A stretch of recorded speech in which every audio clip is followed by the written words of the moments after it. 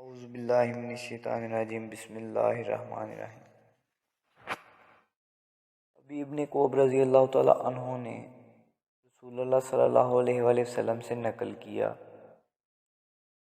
ایک روز موسیٰ علیہ السلام نے کھڑے ہو کر بنی اسرائیل میں خطبہ دیا تو آپ سے پوچھا گیا کہ لوگوں میں سب سے زیادہ صاحب علم کون ہے؟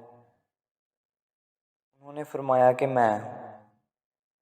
اس وجہ سے اللہ کا غصہ ان پر ہوا کہ انہوں نے علم کو خدا کے حوالے کیوں نہ کر دیا۔ تب اللہ نے ان کی طرف وحی بھیجی کہ میرے بندوں میں سے ایک بندہ دریاؤں کے سنگم پر ہے، جہاں فارسی اور روم کے سمندر ملتے ہیں، وہ تجھ سے زیادہ عالم ہے۔ موسیٰ علیہ السلام نے کہا، اے پروردگار، میری ان سے ملاقات کیسے ہو؟ حکم ہوا کہ ایک مچھلی زنبیل میں رکھ لو، پھر جہاں تم اس مچھلی کو گم کر دو گے تو وہ بندہ تمہیں وہیں ملے گا۔ تب موسیٰ علیہ السلام چلے اور ساتھ اپنے خادم یوشع بن نون کو لے لیا، اور انہوں نے زنبیل میں مچھلی رکھ لی۔ جب ایک پتھر کے پاس پہنچے، دونوں اپنے سر اس پر رکھ کر سو گئے، اور مچھلی زنبیل سے نکل کر دریا میں اپنی راہ بناتی چلی گئی۔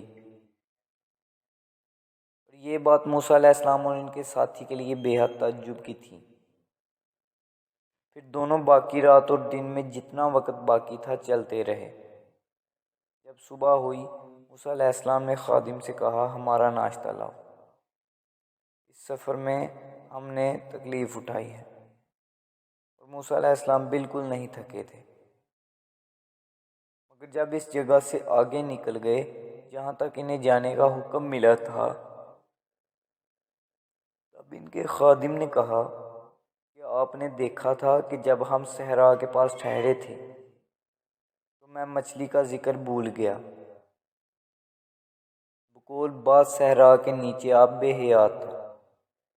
وہ اس مچھلی پر پڑا اور وہ زندہ ہو کر بقدرت الہی دریا میں چل دی۔ یہ سن کر موسیٰ علیہ السلام بولے کہ یہ ہی وہ جگہ ہے جس کی ہمیں تلاش تھی، تو وہ پچھلے پاؤں واپس ہو گئے۔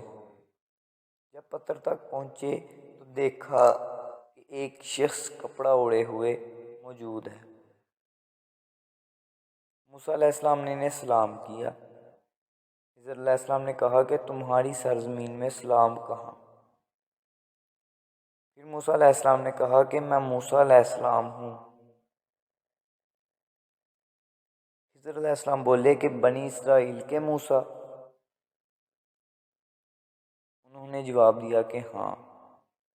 پھر کہا کہ کیا میں آپ کے ساتھ چل سکتا ہوں تاکہ آپ مجھے ہدایت کی وہ باتیں بتلاؤ جو خدا نے خاص آپ ہی کو سکھلائی ہیں۔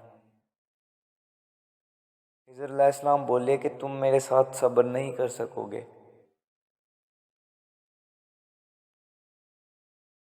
اسے موسیٰ، مجھے اللہ نے ایسا علم دیا ہے جسے تم نہیں جانتے، اور تم کو جو علم دیا ہے اسے میں نہیں جانتا۔ اس پر موسیٰ علیہ السلام نے کہا کہ خدا نے چاہا تو آپ مجھے صابر پاؤ گے، اور میں کسی بات میں آپ کی نافرمانی نہیں کروں گا۔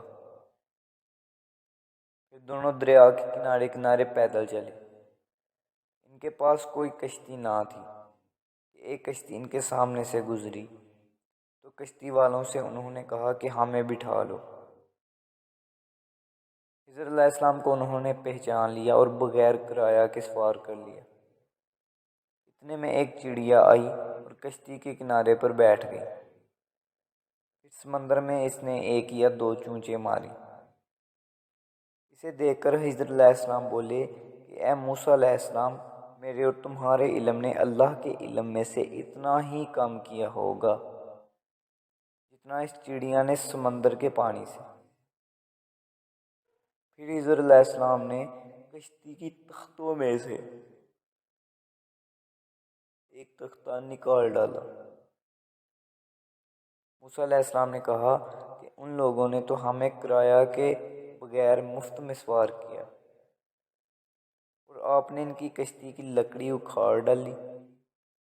تاکہ یہ ڈوب جائیں؟ خضر علیہ السلام بولے کہ کیا میں نے نہیں کہا تھا کہ تم میرے ساتھ صبر نہیں کر سکو گے؟ اس پر موسیٰ علیہ السلام نے جواب دیا کہ بھول پر میری گرفت نہ کرو۔ موسیٰ علیہ السلام نے بھول کر یہ پہلا اعتراض کیا تھا۔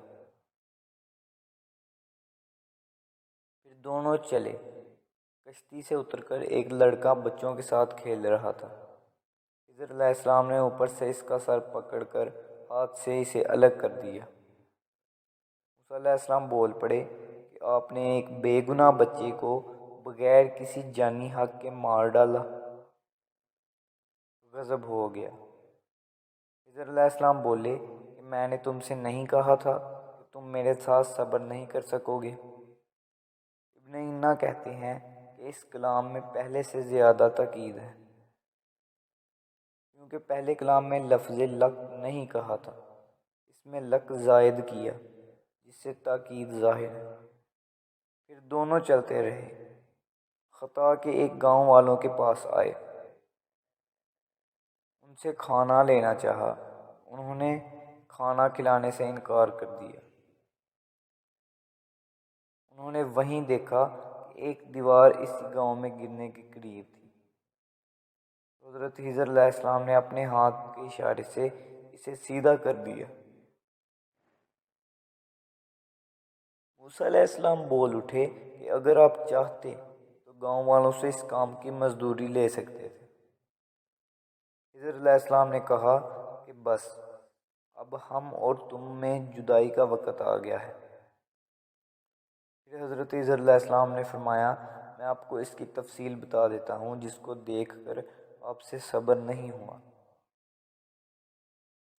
پھر فرمایا وہ کشتی جس کا ایک تختہ میں نے اکھاڑ دیا تھا وہ کچھ محتاجوں اور نادار لوگوں کی تھی، اور اس وقت دریا کے کنارے ایک جابر ظالم بادشاہ بیٹھا ہوا تھا جو اپنے پاس سے گزرنے والی ہر صحیح کشتی کو زبردستی چھین لیتا تھا اور عیبدار کشتی چھوڑ دیتا تھا۔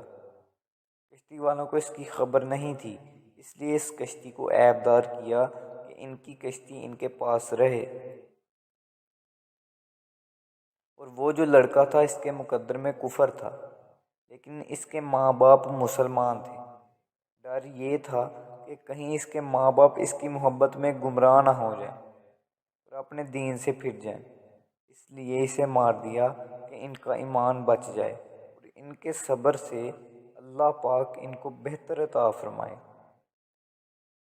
اب رہی وہ بسیدہ دیوار جس کو میں نے ٹھیک کر دیا، وہ دیوار شہر کے 2 یتیم لڑکوں کی تھی۔ اس دیوار کے نیچے ان کا خزانہ دفن تھا۔ ان کا باپ بہت نیک آدمی تھا، رب نے چاہا کہ وہ خزانہ محفوظ رہے، اور جب وہ دونوں جوان ہوں تو اپنا خزانہ نکال لیں۔ جناب محبوب کبریا رسول اللہ صلی اللہ علیہ وآلہ وسلم فرماتے ہیں کہ اللہ موسیٰ علیہ السلام پر رحم کرے۔ ہماری تمنا تھی کہ موسیٰ علیہ السلام کچھ دیر اور صبر کرتے تو مزید واقعات ان دونوں کے بیان کیے جاتے، ہمارے سامنے روشنی میں آتے، مگر حضرت موسیٰ علیہ السلام کی عجلت نے اس علم لدنی کے سلسلہ کو جلد ہی منتقل کر دیا۔